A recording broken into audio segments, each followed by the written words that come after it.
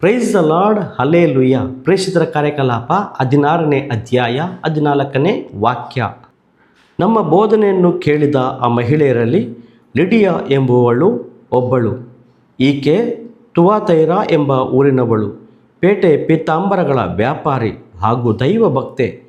ಪೌಲನ ಬೋಧನೆಗೆ ಕಿವಿಗೊಟ್ಟು ಗ್ರಹಿಸುವಂತೆ ಪ್ರಭು ಆಕೆಯ ಹೃದಯವನ್ನು ತೆರೆದರು.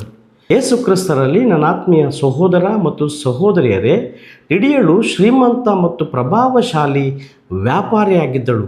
ಎಲ್ಲರ ದೃಷ್ಟಿಯಲ್ಲಿ ಒಳ್ಳೆಯ ಹೆಸರು ಕೀರ್ತಿಯನ್ನು ಹೊಂದಿದವಳಾಗಿದ್ದಳು. ಆತ್ಮೀಯರೇ, ಲಿಡಿಯಳು ದೈವ ಭಕ್ತಿಯುಳ್ಳ ಯಹೂದ್ಯೇತರ ಅನ್ಯ ಧರ್ಮದವಳಾಗಿದ್ದಳು. ಆಕೆಯ ಮನಸ್ಸು ಲೌಕಿಕ ಕಾರ್ಯಗಳ ಮೇಲೆ ಕೇಂದ್ರೀಕೃತವಾಗಿರದೆ ಆತ್ಮಿಕ ಕಾರ್ಯಗಳ ಮೇಲೆ ಕೇಂದ್ರೀಕೃತವಾಗಿತ್ತು.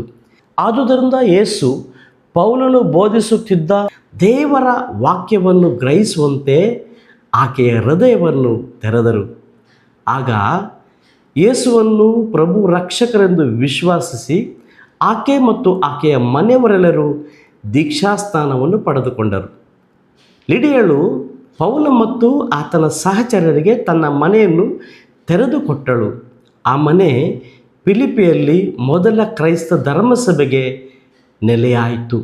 ಪ್ರಿಯರೇ, ಲಿಡಿಯಳಂತೆ ನಾವು ಕೂಡ ಭಕ್ತಿಯುಳ್ಳವರಾಗಿ ನಮ್ಮ ಹೃದಯಗಳನ್ನು ಯೇಸು ಕ್ರಿಸ್ತರು ಸ್ಪರ್ಶಿಸುವಂತೆ ತೆರೆಯುವಂತೆ ಪ್ರಾರ್ಥಿಸೋಣ. ಪ್ರಭು ಕ್ರಿಸ್ತರು ನಿಮ್ಮನ್ನು ಆಶೀರ್ವದಿಸಲಿ. Praise the lord.